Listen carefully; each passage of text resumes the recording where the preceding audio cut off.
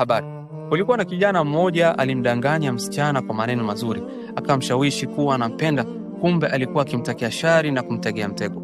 Akamwambia msichana huyu aje nyumbani kwake kwa kisingizio kuwa anataka kuzungumza naye kwa faragha na kumpatia zawadi, akidai kuwa anaogopa kuonekana naye hadharani ili watu wasimzushie maneno mabaya. Msichana alikataa, lakini kijana aliendelea kumbembeleza na kumhakikishia kuwa hana shari naye na kwamba anataka wazungumze tu. Basi alikubali. Kijana akamwambia kuwa atamsubiri saa 1 jioni nyumbani kwake. Kijana huyu aliwapigia simu marafiki zake na kuambia kuwa kuna mwanamke anakuja saa 1.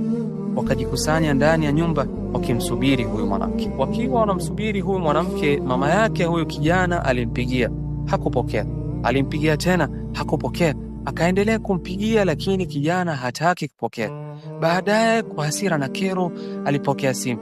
Mama yake akamwambia kwa huzuni, baba yako. Ndamwambia mama